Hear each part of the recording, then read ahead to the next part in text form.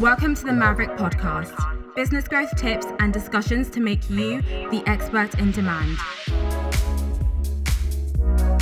Hello, welcome to this episode of the Maverrik podcast. I am Luke 2 and today I'm joined by Kurtis Cheah. Thanks for having me. Feels like quite a while since Thanks for we've coming done one. down. It's been a while, I think the last time we were here, we were sat on the breakfast bar. Now we've got the full podcast set up. Did you like the cactus? Yeah, love it. The plants? It's good. A new rebrand, a new style. So today we're going to be talking about getting leads from social. I feel like sometimes it's good to go back to the basic conversations just to basically understand the reason why we should turn to social for our leads and the best ways that we've gone about it currently, because even though it's all about sales and marketing, a lot of the time it's mostly about the social platforms themselves, which change very consistently. You've had a lot of all the news about Facebook, and you've got LinkedIn changing its platform. We've been using LinkedIn Live for quite a while now, even though if you think about it, that's kind of a relatively new tool. So what we're really discussing is using social as an effective B2B tool. So do you think it's a relatively new thing currently, or do you feel like it's, in terms of tool and in terms of social, do you feel like it's already been established now, everyone uses it? So I think it's quite tough for us to answer that, because with us, we're almost kept in this like social selling bubble where everyone's social selling. Yeah. But actually, when you look at it, if you adopt social selling now, or if you make the plan to move your business towards a social aspect, you'll be way ahead of your competitors. Because I know we still speak to so many different businesses where we'll look at some of their competitors, and let's say if they've got 1 million staff company, only about 5% are actually active on the platform, which just means they're just losing so much of that business or so much of that influence, so much of that brand awareness. So actually some people think, is it too late for me to get into the game of social selling?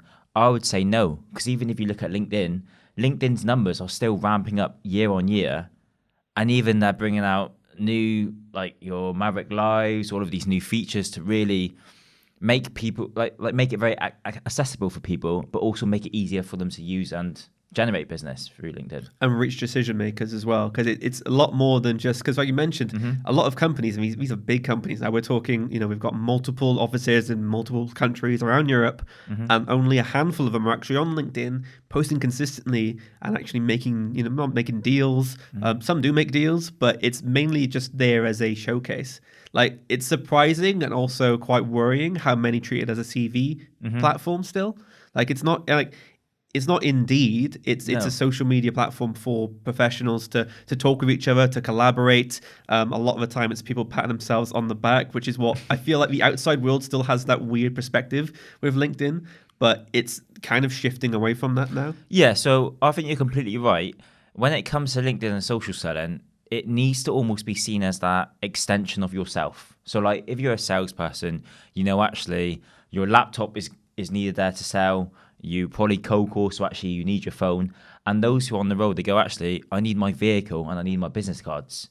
Social selling and LinkedIn should be one of those things you need to do LinkedIn. So I recently read a post earlier this morning that she's a sales enablement person, and she works for this large company where she posted today that companies that now adopt this hybrid version of selling, so part in person, part social, they are 5 times more effective than their peers and like competitors who aren't, and also they generate tons more business, because you can imagine the cost effectiveness of talking to 100 people via LinkedIn as opposed to ringing 100 people or driving to meet 5 different clients. It's just not even matched. Yeah, because you can just go on the platform, you can talk to 10 people. You probably wonder why we were talking to so many people all at once, but you have the ability to where, if you was in person or if you was on the phone, you're talking about one person, you're giving all their attention. But there is a way of doing it where it doesn't seem like you're just, you've got your attention. So if you reply quickly, if you reply as a way you are with a person, you get roped in those conversations, don't you? Yeah. Because it happens. Like I'd say we're a part of the instant message kind of generation now. Beforehand, it was all phones, and then I had MSN and I had the instant. And after a while, when you start to talk to someone on there back and forth, you do get that conversation feel to it, because there's quick answers. You see that person's face on the screen, and you can do that with like multiple people. Yeah. So, and then you don't have, it's still the personal feel of I'm talking to this person one-on-one, I can speak candidly without having to talk to a whole group of people all at once like a networking meeting. Yeah, I just think in terms of social selling and LinkedIn, it's just such an effective way of selling. I mean, let's not disregard all people who say, yep, cold calling works and you've got to do canvassing. So like when you like drop leaflets to like 100 neighborhoods or you send the mailing lists out, they're all effective. But LinkedIn should be used in every salesperson's toolbox, should we say, to almost amplify what they're already doing. Because just by doing a post every single day, you can get 10,000 people view your post, which is related to your company, pain point of your problem, or sorry, a pain point of your service. So actually you're reaching so many different people without even trying. And I think the great thing about LinkedIn is, I've always said this when it comes to, let's say, large deals, when it comes to like your cold calling and your email, when you're trying to get a hold of that influential senior decision maker, it can feel quite pushy and aggressive when you're trying to chase them up for follow-ups. And we all know what senior people's like. If you look at our boss, Dean's incredibly busy and he's jumping from call to call. Sometimes he misses emails, then they pile up, then we have a webinar, then 100 emails come through. So I can imagine a lot of senior C-suite people are like that. Yeah. So you can imagine if you're sending follow-up after follow-up after follow-up, trying to cold call after cold call them, they might not be ignoring you. It just could be that they're like busy, you or would it could miss be them, wrong place, you? wrong time. Yeah. But actually, to that person, it could probably feel quite aggressive and quite pushy. Yeah. Whereas when it comes to LinkedIn, a post here, okay, you're top of mind because they've seen you. Actually, they go, oh, okay, I know Maverrik stuff. Or even just engaging on their content, it doesn't feel like you're chasing them up, but actually it gives them that soft reminder to go, oh, actually, I need to get back to Luke because Luke's outstanding a proposal for me. Or actually, we'll have a conversation about something that you've posted, and before we know it, we're talking about our proposal that we've got out. Yeah, because you've had that sort of, it's like an impassive way of getting inside someone's brain as well. So instead of having, someone come up to you and go, oh, this person's on the phone again, 3 or 4 times, that's annoying, isn't it? But if it's, oh, I've seen this person's post, oh, they've liked my piece of content, I would be like, oh, I like this person, I like what they put out, I like the conversation we're having, and with a message, I can come back at my own time and message with that. So like you said, it puts you front of mind with these decision makers in a way which isn't aggressive. It isn't right in their face, and they don't have to basically push you back because they can approach it anytime they want. And it being their choice, I feel, is a big selling point for social selling, because everything they do, you're creating ways in social selling to make sure they do want to come back, but they have the option there. Yeah, so you're making it very comfortable for that person, but also as a salesperson, it makes it more enjoyable for you. Because actually, you're not chasing those rejections to get to get the yeses, and you're not having to hound people and be aggressive. You're now actually going, can I just find good and creative and innovative ways to have good conversations with my target audience? Because at the end of the day, you still want that person to like you, because most deals are built on trust and them liking that person that they're dealing with. How many times have you heard where you speak into a supplier and they go, actually, we're just going to deal with Luke, who we've worked with for the past 3 years, because it cements that relationship and that trust that they've built.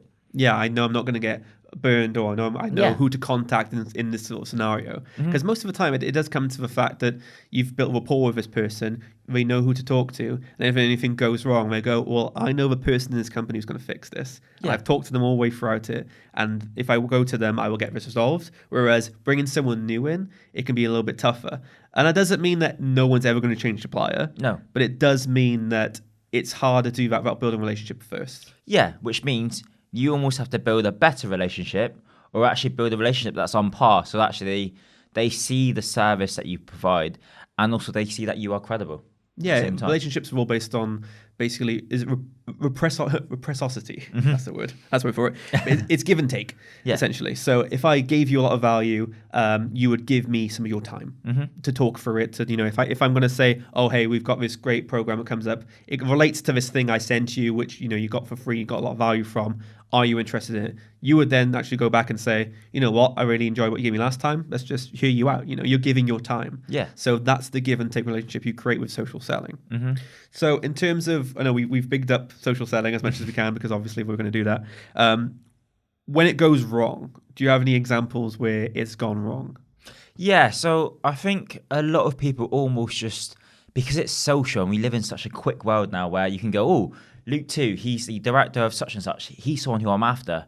You're right there. Yeah. So actually, a lot of people just think, because you're right there, I'll just connect and pitch you, and I'll send you this 10-page War and Peace. And what a lot of people think as well, when it comes to sales, they almost think that that person owes them something. So as soon as that person responds or connects with them, the salesperson has that almost that inner beast to go, oh, I've now received something of them. Yeah. I need to pitch them straight away. I've got an opportunity here. Yeah. I can go. I can give them something quickly. Yeah. Quickly. Let's get some. Let's get some coins in the pocket. Yeah. So I think that's the only issue we have when it comes to social selling, because everything's made to be easy and quick and effective.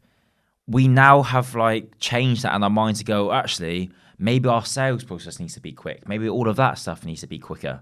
But actually, when you think about it, when you're dealing with, especially a B2B business deal, they can take 3 months plus. Some could even take a year. Yeah. So actually to think about it and go, okay, if you forget all of that stuff and go, okay, I'm selling a £100,000 product, will someone really go yes, or message me back straight away from one sales pitch and go, yep, I want to buy 100K's worth of stuff or 100K's plus worth of stuff? No, I wouldn't do it. No, because one, they don't really know what you do, even if you've explained it in this 10-page War and Peace email. Yeah, you've attached a PDF, you've given them all the information. It doesn't really explain all of the intricates, and they've probably got tons more questions anyway. Yeah. Secondly, do they really trust you as a supplier or trust you as a person yet? Probably not, because they've just connected with you. Because it's still online. It's still the internet, and you still have people who go on and pretending to be other people. It happens all the time. But yeah, you forget to be, because it's so fast, you forget to be a human being on the platform, don't you? Yeah. Where it's like, just because they've clicked, yes, I want to connect with you, doesn't mean they mean, yes, I want to connect with you and buy your stuff. You're making these assumptions, aren't you, by doing that? So you need to a little bit more than just, because this person connect with me, it means they immediately want to do business with me. I mean, it's just like foundations of any type of relationship. If you're talking, if you was going on a date, you'd put in that groundwork. You go for meals first, you spend a lot of time together. If you was doing it with a friend, you wouldn't just add someone on MSN or add someone on Facebook and then automatically say, okay, we're best friends, let's go to the cinema and start moving things forward. It's the same with business. Business still takes that time to go, actually, does that person know you? Do they understand your business and what you offer? But actually, do you understand the challenges that you're here to fix? Because all of our businesses have tons of benefits, but if you're my specific prospect, not every one of those benefits is a benefit to you. You might have one underlying challenge, which I'm here to fix, but I need to identify that by having a real conversation with you. Now, you're not going to have those real conversations if you're direct messaging someone, direct pitching someone, or if you're trying to fast track and just like send templated emails or all of that type of stuff. One of his clickbaity titles we could use was, you can't sell on LinkedIn. Because you're not selling on LinkedIn. What you're doing is you're creating a relationship so far, but you get them onto a call. LinkedIn might be the platform. You can do it on Instagram. You can do it on Twitter. You can do it on any social platform. The thing is, you're not going to sell on that platform. No. What you're doing is taking people from that platform into a call after they've gotten to know you, know what you're worth. They've tasted everything about your company and go, yes, I want in. I want to learn a little bit more. That's when you sell. Yeah, because LinkedIn, I always say it, it's almost like your door opener. It's just like if you was doing large email campaigns and you were selling a high value B2B product, you wouldn't expect someone to go, yes, from your email, can I put in an order straight away? You still have that like second stage or third stage that you move on to. But because emailing, cold calling has been such a classical sales technique, we all know that there's another part to that. But almost people, because LinkedIn and social selling is fairly new, people almost go, okay, can I fast track that and just go, can I pitch them straight away? But actually, if it's used as a good conversation starter, you're basically, everything that you do on LinkedIn, you're trying to sell the value of a conversation with yourself. So whether it's through your engagements, through the content that you're posting, through the people that you're connecting with, you're looking to sell the value of a conversation with yourself. Because if they see, if your content creates enough curiosity, if you engage with them in the right way, they might go, actually, I keep seeing that this company or this person keeps talking about the challenges that we're having as a business, but also they're engaging in great conversations with me in terms of my content. So they're showing me that they can spend that time to build that rapport with me. Like, we're straightforward. Yeah, we'll say it here on this podcast. Like, we're doing this so everyone understands what social selling is, the benefits. So then they'll, maybe download a lead magnet or maybe pass on some knowledge that we give them. And it's for our own benefit. Yeah. That makes sense. Like, all of this content, all these cameras, all these mics, all this whole studio, it's for our benefit. but it's also for a benefit of our audience as well. And that's what we're doing with whenever it comes to any of that content that goes out there. So what we're doing is showing a little bit about ourselves, Yeah. and giving the value at the same time. Yeah, because I think the great thing about social as well is these days it gives everyone that social proof of who you really are and if you really match up to what you're talking about and saying. Yeah.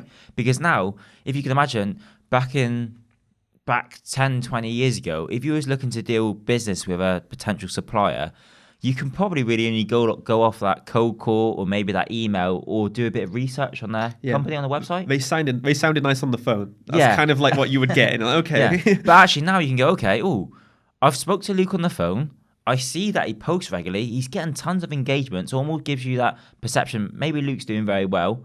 And if I wanted to go even further, I can watch your lives. I can jump on one of your webinars. Yeah. So there's so much. I think the great thing about it is that, like, if you look at when Microsoft said it takes between 8 to 15 touch points for someone to buy from you, the great thing about social selling is it's sped up the accessibility of these touch points. Yeah. Because they can just look left and right, and then they can see you or Maverrik everywhere and go, oh, actually, I see that they're very active with their webinars. They're talking about a challenge I have. Oh, actually, Kurtis is posting about this, and Dean's doing this. So actually, it's solidifying all of like the positive things that I could think about Maverrik and go, actually, yeah, maybe they might be the right business for me. Yeah, you're creating a world essentially. Yeah. A world that you bring them in. Like all our world is social selling. It's business growth. It's making business owners scale their business. How they can create a crowd and convert them into clients. That's what we're doing. And what we do for all of our social channels is put that message out there, and that's our world. Whenever someone sees something that is Maverrik, that's our world. That's the first thing we want them to know and want them to do, and that's what we want everyone to do. All of our clients, we want them to build their own worlds. So when people go and see them, they go, "I immediately recognize that, and I'm buying into it." Essentially, like, this is it. I think this person knows what we're talking about, and I need that person there as my solution. Yeah, definitely. Because if you utilize LinkedIn and social selling, it almost makes you that go-to person for it. Yeah. So like, we hope that everyone that we're engaging with, connecting with, when it comes to social selling, we're making so much noise that actually, if they go, oh, I've got this challenge in my business and I want to grow my business and I want to make social selling work for me, Maverrik are my only option because they're all I see. Yeah. And actually, if I was to look further, Maverrik are making way more noise than everyone and doing all of the right habits. So actually, they must be the right business, or actually they must be the best at what they do. And I want to say that a lot of the time when we go out and we get something, we kind of always go for that first option in our heads a lot of the time. Like if I went out to purchase a bottle or something, I would mainly look for a few things. Yeah. But first one I'm really sold on, it would always be there, and I'd always want to prefer that. And I would look at the other features, and I would see, you would do your shopping around, but it's always that one that sticks in your head that you really want to go for more, don't you? Yeah. And I feel that's more important when it comes to a business relationship than it's just like buying a bottle or something. Yeah, definitely. And also, if you're looking to fix a challenge of your client, they've probably never gone through like the solution side of it. So actually, if you're the one who offers that solution, you're probably a new type of business for them. So for example, if we pick our world, for example, there's probably loads of people that have heard of social selling or thought about LinkedIn, but they don't truly understand what it is. But actually, if they see Maverrik and all of our stuff talking about social selling, to them, they go, actually, when it comes to the industry leader, Maverrick's probably the industry leader because, well, Maverrick's definitely the industry leader to them because they only see us as a point of contact. I mean, they know it from what they've seen the light of LinkedIn like we've seen it. Yeah. Like we've shown them how we view it and how we use it. And then you go, well, yeah, this is how people use it and how they use it. Yeah. And the best people who do that are the people who have taught me that. Yeah, precisely. So like, I think Terry used to always use this example as well. When we used to do workshops for the guy who owned the bathroom and tiles place. Yeah.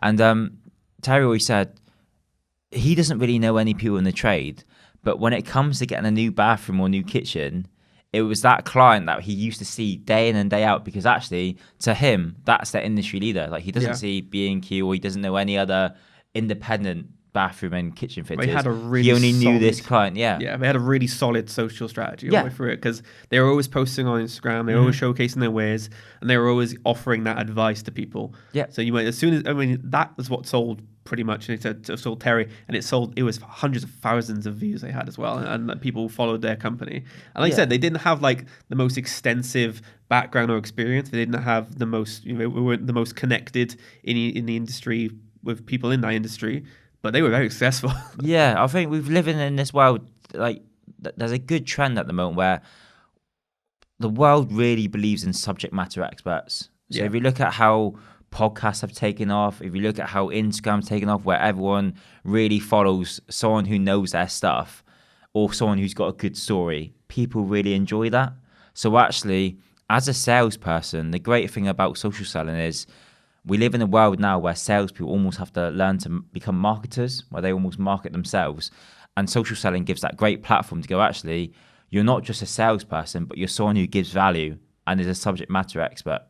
Yeah, as much as a lot of people shy away from the term personal brand, it is basically marketing yourself and pushing yourself out there as the person who is the go-to expert in that field to say, okay, I follow this person because I know they will give me the best advice because they're the best at what they do. And when it comes to then actually making purchasing decisions, they will go with that person. Yeah. And that's what social selling is all about. Yeah, agreed. And I think for the sales point of view as well, we live in a very exciting time where, I don't know if you ever heard, but before when they always said, your network is your net worth. Yeah. We're now living in a world where that's almost very true, because now if you've got these social selling skills and you're growing your connections within your target audience, and actually if you go, actually the time's right where you want to push further or whether you want to move businesses, you now have this great LinkedIn profile that has a great network, has great content that you're producing, and has a great voice and brand awareness that you're now bringing along with you. So you're seen as a better salesperson basically compared to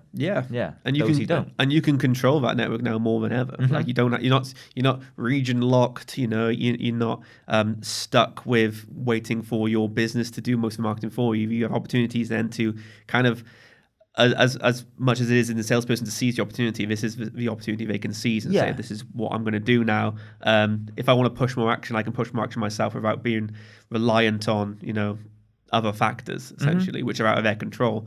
So it's really just a game of getting involved. Yeah, agreed.